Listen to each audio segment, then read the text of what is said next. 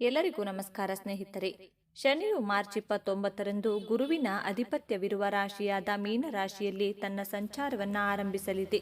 ಶನಿಯು ಪ್ರಸ್ತುತ ತನ್ನದೇ ಆದ ಕುಂಭ ರಾಶಿಯಲ್ಲಿ ಚಲಿಸುತ್ತಿದ್ದು, ತನ್ನ ರಾಶಿ ಬದಲಾವಣೆಯ ನಂತರ ಮೀನ ರಾಶಿಯಲ್ಲಿ ಸರಿಸುಮಾರು 30 ತಿಂಗಳವರೆಗೆ ತನ್ನ ಚಲನೆಯನ್ನ ಮಾಡಲಿದೆ.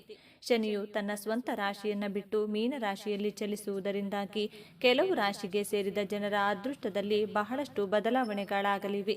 ಹಾಗಾಗಿ ಮೀನ ರಾಶಿಯಲ್ಲಿ ಚಲಿಸಲಿರುವ ಶನಿಯಿಂದ ಯಾವೆಲ್ಲ ರಾಶಿಗೆ ಸೇರಿದ ಜನರಿಗೆ ಅತ್ಯಂತ ಹೆಚ್ಚಿನ ಲಾಭ ದೊರಕುವ ಯೋಗವಿದೆ ಎಂದು ತಿಳಿದುಕೊಳ್ಳೋಣ.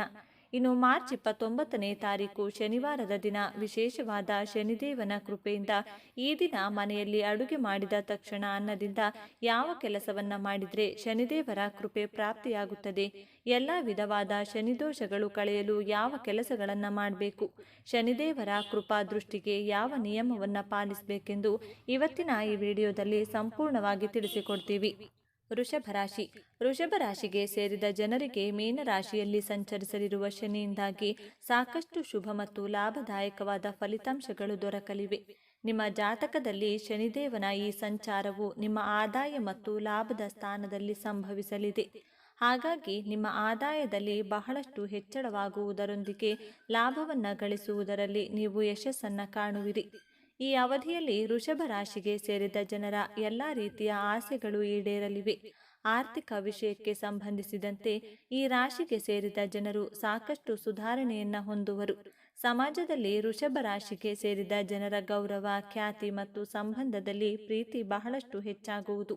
ಹಣವನ್ನ ಹೂಡಿಕೆ ಮಾಡಬೇಕೆಂದಿರುವ ವೃಷಭ ರಾಶಿಗೆ ಸೇರಿದ ಜನರಿಗೆ ಈ ಅವಧಿಯಲ್ಲಿ ಅತ್ಯಂತ ಹೆಚ್ಚಿನ ಲಾಭ ದೊರಕುವ ಸಂಭವವಿದೆ.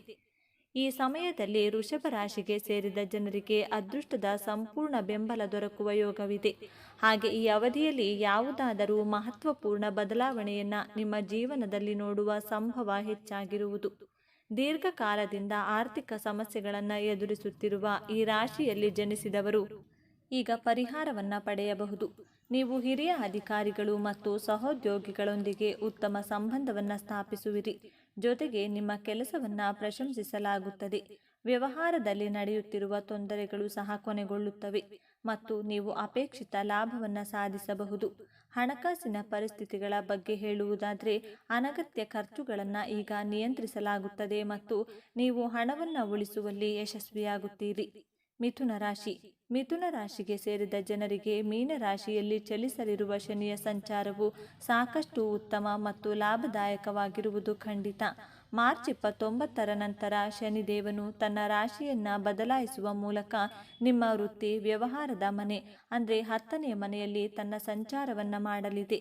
ಹಾಗಾಗಿ ಕೆಲಸ ಮತ್ತು ವ್ಯಾಪಾರವನ್ನ ಮಾಡುವ ಮಿಥುನ ರಾಶಿಗೆ ಸೇರಿದ ಜನರಿಗೆ ವಿಶೇಷವಾಗಿ ಹೆಚ್ಚಿನ ಪ್ರಯೋಜನ ದೊರಕಲಿದೆ. ಕೆಲಸದಲ್ಲಿ ಈ ರಾಶಿಗೆ ಸೇರಿದ ಜನರಿಗೆ ಬಂಪರ್ ಲಾಭ ದೊರಕುವ ಯೋಗವು ಕೂಡಿ ಬರುವುದು. ಆಸ್ತಿ, ಭೂಮಿ ಮತ್ತು ಹೂಡಿಕೆಗಳಿಗೆ ಸಂಬಂಧಿಸಿದಂತೆ ಯಾವುದೇ ನಿರ್ಧಾರವನ್ನ ಈ ಅವಧಿಯಲ್ಲಿ ತೆಗೆದುಕೊಳ್ಳುವುದರಿಂದ ನಿಮಗೆ ಸಾಕಷ್ಟು ಲಾಭ ದೊರಕುವ ಯೋಗವಿದೆ. ಕೆಲಸವನ್ನ ಮಾಡುವ ಅಥವಾ ವ್ಯಾಪಾರವನ್ನ ಮಾಡುವ ಮಿಥುನ ರಾಶಿಗೆ ಸೇರಿದ ಜನರಿಗೆ ಈ ಸಮಯದಲ್ಲಿ ಶುಭ ಸುದ್ದಿ ಲಭಿಸುವುದು ಮತ್ತು ನಿಮ್ಮ ವ್ಯಾಪಾರವನ್ನ ವಿಸ್ತರಿಸಬೇಕೆಂದು ಯೋಚಿಸುತ್ತಿದ್ರೆ ಈ ಅವಧಿಯಲ್ಲಿ ಉತ್ತಮ ಅವಕಾಶಗಳು ದೊರಕುವ ಸಂಭವವಿದೆ. ಕಟಕ ರಾಶಿ.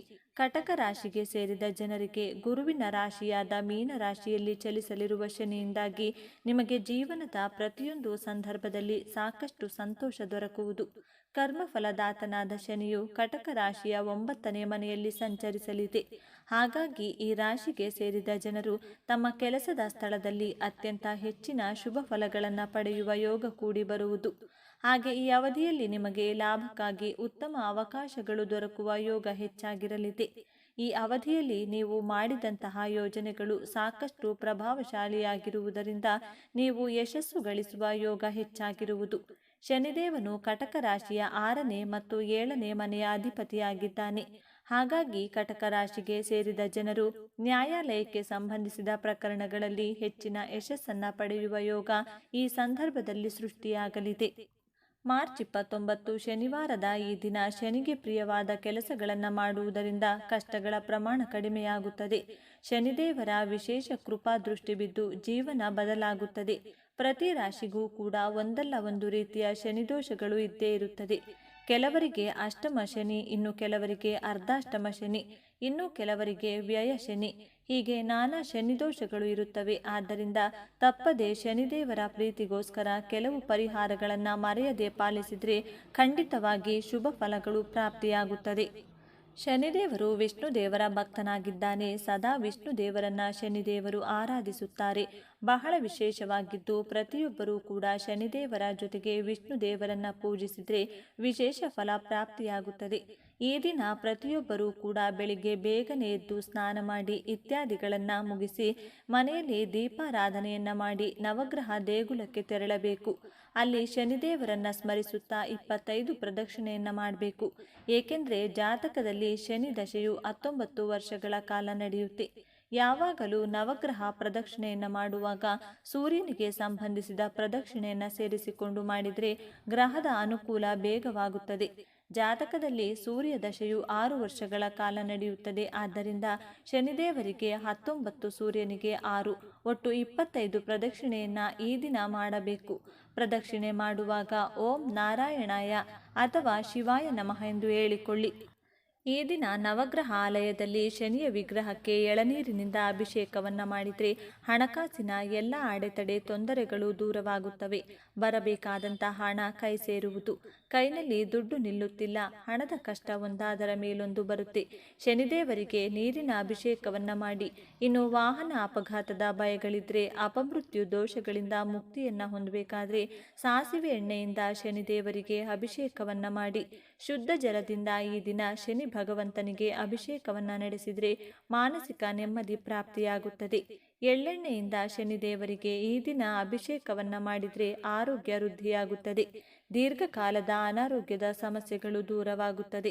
ಈ ದಿನ ಮನೆಯಲ್ಲಿ ಅಡುಗೆ ಮಾಡಿದ ತಕ್ಷಣ ಮನೆಯ ಸದಸ್ಯರು ಆಹಾರ ಸ್ವೀಕರಿಸುವ ಮುನ್ನವೇ ನೀವು ಮಾಡಿದ ಅಡುಗೆಯಲ್ಲಿ ಮೊದಲ ತುತ್ತನ್ನು ಅಥವಾ ಒಂದಿಷ್ಟು ಆಹಾರವನ್ನು ಮನೆಯ ಹೊರಭಾಗದಲ್ಲಿ ಅಥವಾ ಯಾವುದಾದರೂ ಮರದ ಬುಡದ ಕೆಳಗೆ ಶನಿದೇವರ ವಾಹನವಾದಂತಹ ಕಾಗೆಗೆ ಇಡಬೇಕು.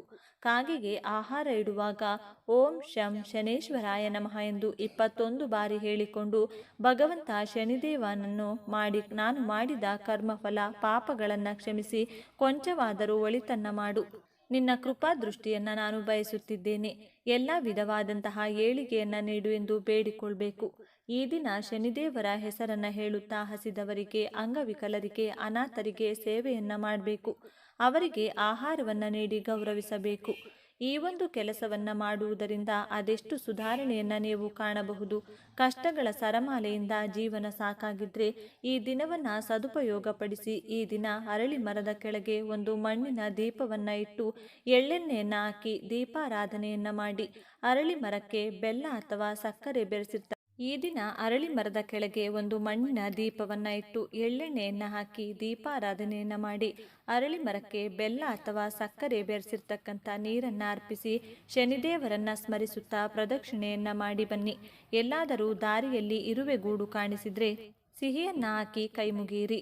ಎಳ್ಳುಂಡಿಯನ್ನು ತಯಾರಿಸಿ ಯಾರಿಗಾದರೂ ತಿನ್ನಲು ಕೊಡಿ ಅಥವಾ ಎಳ್ಳೆಣ್ಣೆ ದಾನವಾಗಿ ನೀಲಿ ಬಣ್ಣದ ಪುಷ್ಪವನ್ನು ಈ ದಿನ ಶನಿ ಭಗವಂತನಿಗೆ ಪ್ರೀತಿಯಿಂದ ಅರ್ಪಿಸಿ. ಈ ಎಲ್ಲ ವಿಧಿವಿಧಾನಗಳನ್ನು ಪಾಲಿಸಲು ಈ ದಿನ ಸಾಧ್ಯವಾಗದಿದ್ದವರು ಏನು ಮಾಡಬೇಕು? ದಶರಥ ಶನಿ ಸ್ತೋತ್ರ ಎಂಬ ವಿಶೇಷ ಶನಿ ಸ್ತೋತ್ರವಿದೆ. ಅದನ್ನು ನಿಮ್ಮ ಮೊಬೈಲ್ನಲ್ಲಿಯೇ ಹಾಕಿಕೊಂಡು ಮನೆಯ ಸದಸ್ಯರೆಲ್ಲ ಕೇಳಿ. ಮನೆಯ ಯಜಮಾನ ಕೆಲಸದಿಂದ ಬಂದ ಮೇಲಾಗಲಿ ಅಥವಾ ಕೆಲಸಕ್ಕೆ ಹೋಗಬೇಕಾದಾಗಲಿ ಈ ಸ್ತೋತ್ರವನ್ನು ನಿಮ್ಮ ಮನೆಯಲ್ಲಿ ಹಾಕಿಬಿಡಿ. ಈ ಸ್ತೋತ್ರವನ್ನು ಈ ದಿನ ಕೇಳುವುದರಿಂದಲೂ ಕೂಡ ಶನಿ ಭಗವಂತನ ಅನುಗ್ರಹ ಪ್ರಾಪ್ತಿಯಾಗುತ್ತದೆ. ಶನಿದೇವರ ಅನುಗ್ರಹ ಪಡೆಯಲು ಆಂಜನೇಯನ ಸೇವೆ ಮಾಡಬೇಕಂತೆ. ಈ ದಿನ ಆಂಜನೇಯ ಸ್ವಾಮಿ ಗುಡಿಗೆ ತೆರಳಿ ದೀಪಕ್ಕೆ ಬೇಕಾಗುವಂಥ ಎಣ್ಣೆಯನ್ನು ನೀಡಿ ಹನುಮನ ದರ್ಶನವನ್ನು ಮಾಡಿ ಮನೆಗೆ ಬನ್ನಿ. ನೀಲಾಂಜನ ಸಮಾಭಾಸಂ ರವಿಪುತ್ರಂ ಯಮಾಗ್ರಜಂ ಛಾಯಾ ಮಾರ್ತಾಂಡ ಸಂಭೂತಂ ತಂ ನಮಾಮಿ ಶನೇಶ್ಚರಂ. ಸರ್ವರಿಗೂ ಆ ಭಗವಂತನ ಅನುಗ್ರಹ ಲಭಿಸಲಿ ಅಂತ ಹೇಳ್ತಾ ಈ ವಿಡಿಯೋನ ಇಲ್ಲಿಗೆ ಮುಗಿಸ್ತಾ ಇದ್ದೀನಿ. ಶನಿದೇವರನ್ನ ಸ್ಮರಿಸುತ್ತಾ ಈ ವಿಡಿಯೋಗೆ ಒಂದು ಲೈಕನ್ನು ಕೊಟ್ಟು ಪ್ರತಿಯೊಬ್ಬರಿಗೂ ಕೂಡ ಈ ವಿಡಿಯೋವನ್ನು ಶೇರ್ ಮಾಡಿ. ಎಲ್ಲರೂ ಭಕ್ತಿಯಿಂದ ಓಂ ಶ್ರೀ ಶನೇಶ್ವರ ನಮಃ ಅಂತ ಕಮೆಂಟ್ ಮಾಡಿ. ಧನ್ಯವಾದಗಳು.